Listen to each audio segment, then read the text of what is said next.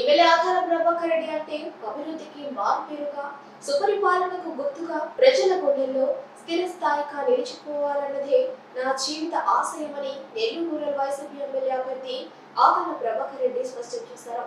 అభివృద్ధిని ఆకాంక్షిస్తూ అవినీతి కార్యకలాపాలను నిర్మూలించడమే లక్ష్యంగా తాను 25 సంవత్సరాల రాజకీయ జీవితాన్ని సాగించాలని నెల్లూరు రూరల్ వైసీపీ ఎమ్మెల్యే అభ్యర్థి ఆధార ప్రభాకర్ రెడ్డి తెలిపారు. తాను ప్రాతినిధ్యం వహించిన ఏ ప్రాంతంలోనైనా అవినీతిని ప్రోత్సహించనని, రౌడీయిజాన్ని సహించనని వైసీపీ ఎమ్మెల్యే అభ్యర్థి ఆధార ప్రభాకర్ రెడ్డి అన్నారు. నేను నమ్ముతున్నా చేయబోతున్నారు అన్నగారికి కాబట్టి ఖచ్చితంగా రాబోయే ఎలక్షన్స్ లో తర్వాత విడిపోవడం జరిగింది, రూరల్లోకి రావడం జరిగింది. అట్లా నేను ఎక్కడున్నా కూడా అభివృద్ధి కోరుకున్నాను, శాంతిని కోరుకున్నాను. ఎక్కడ కరప్షన్ అనే దానికి తావు లేకుండా చేశాను. నేను ఎక్కడ కూడా ఎవరికి రౌడీజాలు కానీ గొడవలు కానీ లేకుండా చేశాను.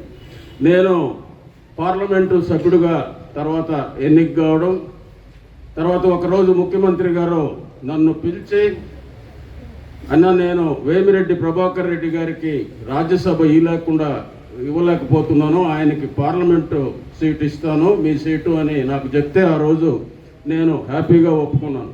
నేను 25 సంవత్సరాలు రాజకీయంలో ఉన్నాను, నేను హాయిగా రిటైర్ అవుతాను, మీరు మంచి నిర్ణయం తీసుకున్నారు అని ఆ రోజు చెప్పి నేను వెళ్ళిపోయి నా పనులు చేసుకుంటూ ఉన్నాను. మళ్ళా సడన్గా ఒకరోజు పిలిచి మీరు మళ్ళా రూరల్లో పోటీ చేయాలన్న.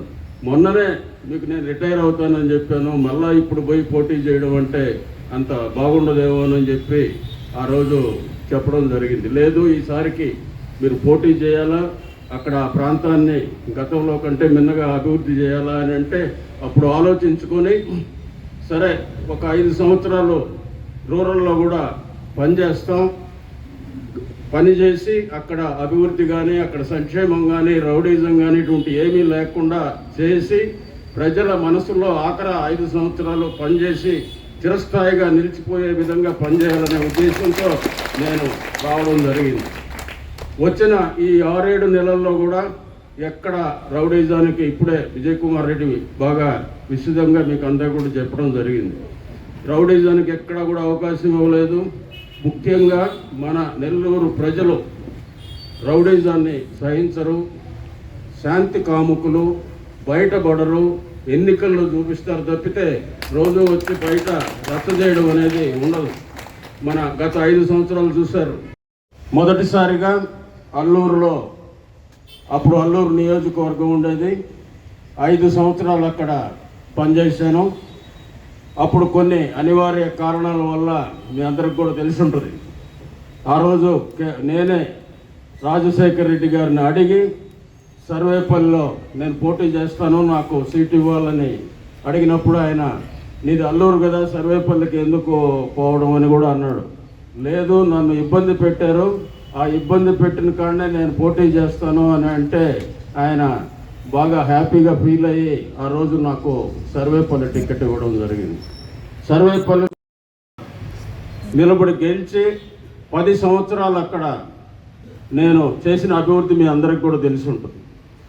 అంతకుముందు ప్రతి గ్రామంలో కూడా 2 వర్గాలు కొట్లాటలు పోలీస్ కేసులతో ఉండేవి. నేనున్న 10 సంవత్సరాల్లో కేసు అనేది లేకుండా చేశాను.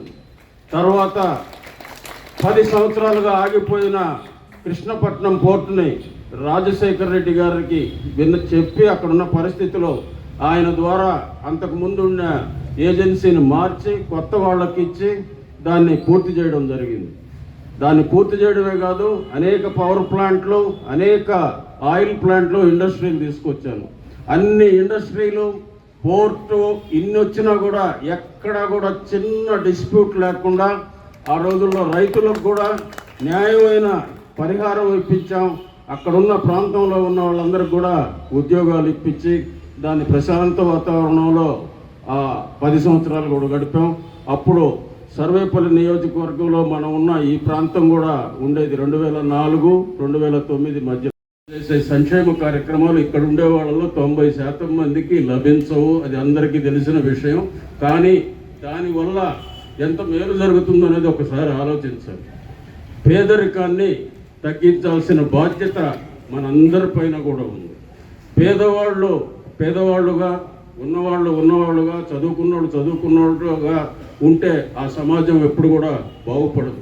ఈరోజు పేదవాళ్ళకి ఆర్థికంగా సహాయం అందించడమే కాకుండా వాళ్ళకి చదువు ముఖ్యం. దానికోసం గవర్నమెంట్ స్కూల్స్ అన్నిటినీ కూడా చాలా మార్పులు చేయడం జరిగింది. విద్యా విధానంలో మార్పులు చేయడం జరిగింది. ఇంగ్లీష్ మీడియం తీసుకురావడం జరిగింది. ఆ పిల్లల కోసం మంచి డ్రెస్సులు ఇవ్వడం, వాళ్ళకి మంచి భోజనం పెట్టడం, పిల్లల తల్లిదండ్రులు స్కూలుకు పంపేదానికి వాళ్ళకి ఆర్థికంగా సహాయం చేయడం, అంతేకాకుండా ఆరోగ్యపరంగా కూడా చాలా జాగ్రత్తలు, చాలా స్కీములు చేయడం జరుగుతుంది. ఈ 3 కార్యక్రమాల వల్ల పేదల్లో చాలా మార్పు వస్తుంది. పేదరికం ఒక పక్క తగ్గుతుంది, పేదవాళ్ళ పిల్లలు చదువుకుంటే ఆ కుటుంబాలు బాగుపడతాయి.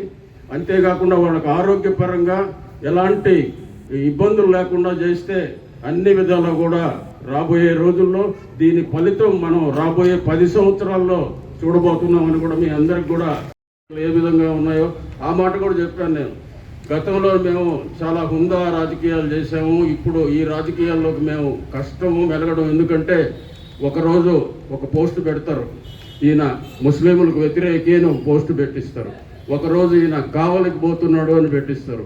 ఇంకో రోజు సర్వేపల్లి సీటు ఖాళీగా ఈయనకే కోసమే పెట్టారు, ఆడకపోతున్నాడు అని. ఎందుకంటే భయం, ఎన్నికల్లో మనతో ఎదుర్కోలేక ఇట్లాంటి పోస్టింగులు పెట్టి ప్రజల్లో గందరగోళాన్ని సృష్టించడం తప్పితే దానివల్ల ఎలాంటి ప్రయోజనం ఉండదని కూడా నేను మీకు అందరికి కూడా తెలియజేసుకుంటూ, మనకి ముఖ్యంగా మన టౌన్లో ప్రశాంత వాతావరణం కావాలి. రచ్చలు, రావిళ్ళు, గొడవలు ఇవి మంచిది కాదు.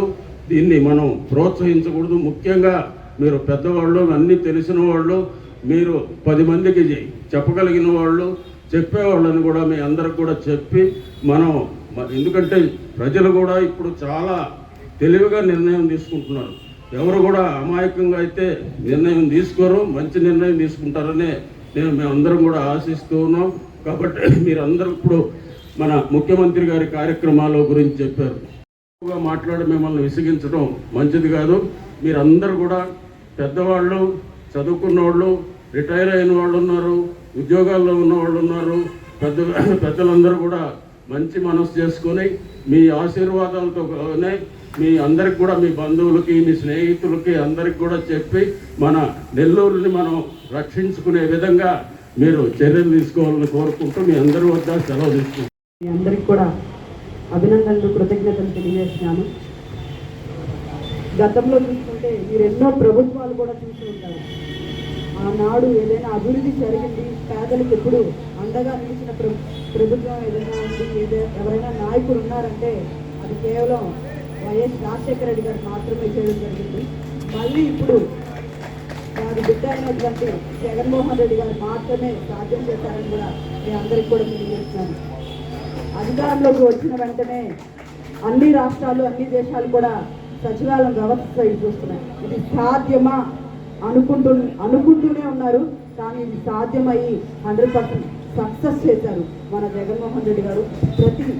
ప్రతి ఇంటికి సంక్షేమం అందించడం జరుగుతుంది. ప్రతి కుటుంబానికి ఆర్థికంగా అందించాలని, పేదరికాన్ని నిర్మూలించాలని ఒక గొప్ప ఆశయంతో అధికారంలోకి వచ్చినటువంటి వ్యక్తి, నాయకుడు జగన్మోహన్ రెడ్డి గారిని కూడా మీ అందరికీ కూడా తెలియజేస్తున్నాను.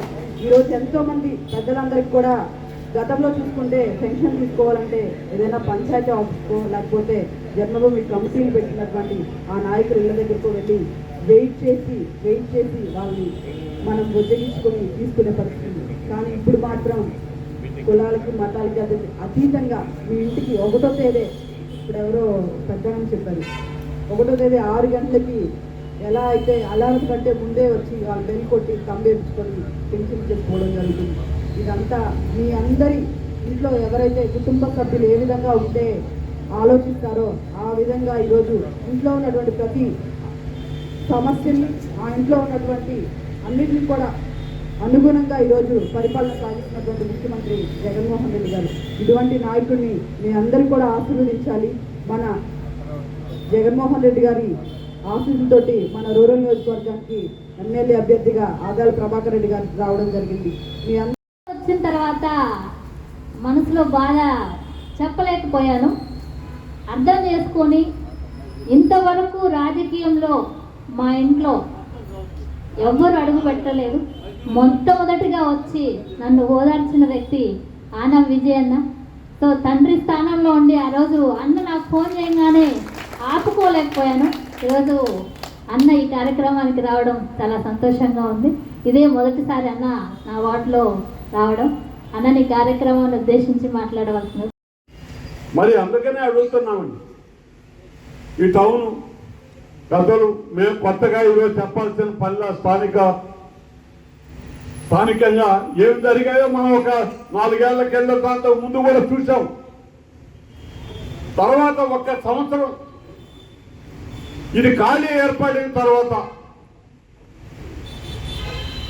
ఈ వ్యవస్థకు పనికి రానటువంటి వ్యక్తుల్ని పార్టీకి దూరంగా నెట్టేసిన తర్వాత, లేదు దురాశ వాళ్ళు వెళ్ళిపోయిన తర్వాత ఒక వ్యక్తిని ప్రభాకర్ రెడ్డి గారిని మన పార్లమెంట్ సభ్యుడు కాబట్టి ఇన్ఛార్జిగా ఇచ్చి మన టౌన్ రూరల్ పంపించారు. 26 మున్సిపల్ వార్డ్స్, 18 గ్రామ పంచాయతీలు, 1 మండలం. ఈ 9-10 నెలల కాలంలో కొట్లాటలు కానీ, పగువులు కానీ, రక్తపాతం కానీ, పోలీస్ కేసులు కానీ, సెంటర్లలో రచ్చ కానీ, మధ్యతరగతి వాళ్ళని పీడించడం కానీ ఎక్కడైనా చూసారా? ఒక్కసారి ఆలోచన చేయండి. ఇవన్నీ గతంలో జరిగాయి. ఎప్పుడైతే ఒక మనిషి బాధ్యతగా ఉద్యోగాలు చేసి జీవితకాలం నడిపి రిటైర్ అయిపోయి ఇళ్లలో ఉంటారో వాళ్ళ బిడ్డలు సాయంత్రం పూట పనులు పాటలు చేసుకున్న తర్వాత వాళ్ళు చల్లంగా ఇంటికి రావాలా, బిడ్డలు కళ్ళ ముందు కనపడాలని ఉంటారండి. అంతే తప్ప ఈ రొస్టు పనులతో వాటిల్లో ఇరుక్కొని ఇబ్బందులు పడతా వాళ్ళు ప్రశాంత జీవనానికి దూరం అవ్వాలని ఏ కుటుంబ పెద్ద కోరుకోడయ్యా. మరి ఈ తేడాన్ని గమనించండి. ఇటువంటి పరిపాలనా విధానం, ఇటువంటి వ్యక్తులు ఎవరైతే బాధ్యత తీసుకొని మీకు జవాబుదారీగా ఉంటామన్న వ్యక్తులు 1 సంవత్సరంలోనే ఎంత అభివృద్ధి అయ్యా? 150 కోట్ల రూపాయలు ఎవరిచ్చారండి? జగన్మోహన్ రెడ్డి గారు ఇచ్చారు. గతంలో ఇచ్చాడా? ఆయన ఇచ్చింది కూడా వాళ్ళు దుర్వినియోగం చేస్తే అన్ని కూడా ఆపాడు. రూపాయలు ఇస్తే కనీసం 20 లక్షలు కూడా దాని ఆ కార్యక్రమానికి జరగటంలా వేరే రకంగా ఉపయోగపడతా ఉన్నాయని ఆపాడు. ప్రభాకర్ రెడ్డి గారు వచ్చిన తర్వాత నిస్సంకోచంగా మీకు ఎంత కావాలో అంత తీసుకోండి, రూరల్ నియోజకవర్గాన్ని మంచి అభివృద్ధి కార్యక్రమాల్లో ముందుకు తీసుకోపోండి అని 150 కోట్ల రూపాయలు చేతిలో పెట్టి పంపిస్తే ఈ రోజు మన వార్డ్స్లో ప్రతి చోట కూడా సిమెంట్ రోడ్లు, కాలువలు అన్ని 1 సంవత్సరంలోనే చూశారండి ఇవన్నీ. మరి ఇది అందరూ కూడా గమనించండి పెద్దలు. మేము కొత్తగా ఈరోజు ఎవరి గురించో చెప్పేటటువంటి పరిస్థితి కాదు. మీ సొంత జీవన విధానం, మీ సొంత కుటుంబ పరిస్థితులు ఇవన్నీ కూడా ప్రశాంతంగా నడవాలా. ఏదైనా సమస్య ఉంటే మాట్లాడుకొని గౌరవమైనటువంటి వ్యక్తులు, కార్పొరేటర్లు మంచి వాళ్ళని ఎన్నుకున్నారు. మీరు మీ అదృష్టం, మంచి వాళ్ళు వచ్చారు. మీరు ఏదైనా మాట్లాడినా చెందినా వాళ్ళతో మాట్లాడుకోవచ్చు. ప్రభాకర్ రెడ్డి గారు లాంటి వాళ్ళ దగ్గర వస్తే ఆలోచన చేస్తాడు, ఆలోచన చేసి ఏదైనా పరిష్కారం చూపిస్తాడు. ఎందుకంటే రెచ్చగొట్టేటటువంటి స్వభావం అతనికి లేదు. కబులు కావాలా, కొట్లాటలు కావాలా, మీరు తన్నుకుంటుంటే నా పక్కన 10 మంది ఎప్పుడూ ఉంటారు, ఈ ఆలోచనలు లేవాయనికి. ప్రశాంతమైన జీవితంలో ఒక పద్ధతి, ఆ క్రమంలో నడవాలా, ఈ వ్యవస్థ నడవాలని కోరుకునేటటువంటి వ్యక్తుల్లో పెద్దలు ప్రభాకర్ రెడ్డి గారు, విజయసాయి రెడ్డి గారు ముందుంటారు. కాబట్టి అటువంటి వాళ్ళని నిదానంగా నిశ్చలంగా ఉండి మనకి ఏది అవసరమో అది ఏ విధంగా సాధించాలనే ఆలోచన చేసే వ్యక్తుల్ని మీరు గనక ఎన్నుకున్నట్లయితే మీ ఆకాంక్షలకి తగినట్టుగా వాళ్ళు పరిపాలన అందించేటటువంటి అవకాశం ఉంటుంది. కాబట్టి ఆయన ఆశీర్వదించడానికి ఇక్కడికి వచ్చినటువంటి పెద్దలు మీకు అందరికీ మేము చెప్పేది ఏం లేదయ్యా. పెద్దలు అందరి ఆశీర్వాదం కోసం ఈరోజు ప్రభాకర్ రెడ్డి గారు మీకు అందరికీ నమస్కరించడానికి వచ్చాడు. నిండు మనసుతో ఆశీర్వదించండి. జీవితాన్ని అంతా చూసిన వాళ్ళు, మీ బిడ్డలకు మీరు మార్గదర్శకులుగా ఉండాల్సిన వాళ్ళు, ఆ బిడ్డలకి కూడా వీళ్ళ గురించి చెప్పండి. ఈ పరిపాలనా విధానం గురించి వాళ్ళకి అర్థమయ్యే క్రమంలో మీరు చెప్పినట్లయితే ఈ నెల్లూరు టౌన్ ప్రశాంత వాతావరణంలో ఉంటుందనే ఆలోచనతో మిమ్మల్ని అందరినీ మరీ కోరుతున్నా. లేకపోతే మన వీధుల్లోనే కనపడాలంటే సాధ్యం కాదండి. వాస్తవం ఇది. ఈరోజు ఒకటే అడుగుతున్నాను నేను, జగన్మోహన్ రెడ్డి గారు ముఖ్యమంత్రి అయిన తర్వాత ఎన్నిసార్లు పొందుతాడా కడపకైనా? సంవత్సరానికి ఒక్కసారి పోతే గొప్ప. ఎక్కడో ఆ సందర్భం వస్తేనో వాళ్ళ నాయన కఠినం అంటేనో లేకపోతే ఇంకోటి అంటేనో అటు ఇడుపులపై పోతున్నాడు, లేదంటే కడపలో ఏదైనా ఒక మంచి పెద్ద ప్రోగ్రాం ఆయన చేతులతో చేయాలనుకుంటే అక్కడ పోతున్నాడు. అంతే తప్ప ఒక స్థాయి దాటినటువంటి నాయకులు ప్రతి నిత్యం కూడా మనలోనే ఉండాలనంటే అది సాధ్యం కాదండి. వాళ్ళు మనకు నిత్యం ఉంటారు. వాళ్ళు ఏ రూపంలో ఉంటారంటే విధి విధానాల రూపంలో ఉంటారు. మేనిఫెస్టోని పూర్తిగా అమలు జరిపేటటువంటి కార్యక్రమంలో వాళ్లే కనపడతారు మనకు. జగన్మోహన్ రెడ్డి మీ ఇళ్లలో ఈ రోజు పెట్టుకున్న వాలంటీరు జగన్మోహన్ రెడ్డి అని చెప్పి మీ అందరికీ మనవి చేస్తున్నా. అంతటా వాడు వాలంటీరు. ఎందుకంటే జగన్మోహన్ రెడ్డి పెట్టిన ఆ కార్యక్రమాన్ని భుజాన వేసుకొని ఆయన చెప్పినట్టు 6 గంటలకి నీ తలుపు తడుతుండేది నీ బిడ్డ వాలంటీరే కాదు, అతను జగన్మోహన్ రెడ్డి కూడా మీ ఇంటి తలుపు తడుతున్నాడు అనేది వాస్తవాన్ని కూడా మనకి కావాలండి. ఆ ధైర్యం ఎక్కడి నుంచి వచ్చింది ఇతనికి? అతను చెప్పిన మాట 5 సంవత్సరాలు నిలబెట్టుకున్నాడండి. పేద వర్గాలకు అండగా నిలబడ్డాడు, కులాలు మతాలకు అతీతంగా. మరి ఇటువంటి పరిస్థితుల్లో ఆయన కొన్ని మళ్ళీ మేనిఫెస్టోని తయారు చేసుకుంటా ఇంకా రిలీజ్ చేయలే. కానీ ఎన్నికల్లో అభ్యర్థుల్ని ఏర్పాటు చేసుకున్నారు. అయ్యా మీరు మళ్ళీ మేము బాగుండామని అనుకొని మీరు ఆశీర్వదిస్తే మా అభ్యర్థులు వీళ్ళండి అని రూరల్ శాసనసభకి పెద్దలు శ్రీ ఆదాల ప్రభాకర్ రెడ్డి గారిని, పార్లమెంటుకి పెద్దలు విజయసాయి రెడ్డి గారిని మన నెల్లూరుకు పంపించారు. 25 సంవత్సరాలు సుదీర్ఘ రాజకీయ అనుభవం కలిగిన వ్యక్తి ప్రభాకర్ రెడ్డి గారు.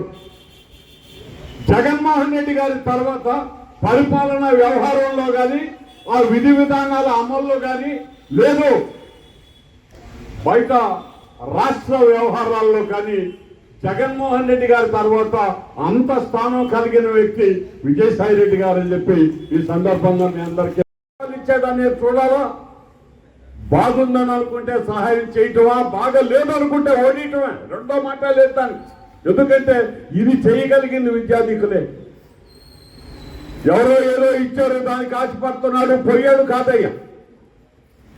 ఆ జబ్బు ఇక్కడ ఉండదు, ఈ మధ్య తరగతి కుటుంబాల్లో ఉండదండి. వీళ్ళు నిత్యం జీవితంలో పోరాటం చేసి అలసిపోయిన జనం. కావాలనుకున్నాయి ఎక్కువ ఆశకు పోయినా మనకు దొరకదు, తక్కువగా బతకలేని పరిస్థితుల్లో ఉండేటటువంటి మధ్య తరగతి జనం మొత్తం టౌన్లో ఉంటారు. మీరు ఆలోచన చేయండి. ఒక 5 సంవత్సరాలు ఒక ప్రభుత్వం తను మొట్టమొదట చెప్పిన మాటని 5 సంవత్సరాలు పూర్తిగా ఎన్ని ఇబ్బందులున్నా మనం చెప్పాం కాబట్టి చేయాల్సిందేననే ఆ విశ్వాసం ప్రజల్లో కలిగించాలనేటటువంటి చిత్తశుద్ధి ఆ నాయకుడికి ఉన్నదా లేదా? ఉంటే నాకు ఓటేయండి నీకు మంచి జరిగితే తల్లి, లేకపోతే నన్ను ఓడించేయమని చెప్పిన ఏకైక ముఖ్యమంత్రి జగన్మోహన్ రెడ్డి కాదండి.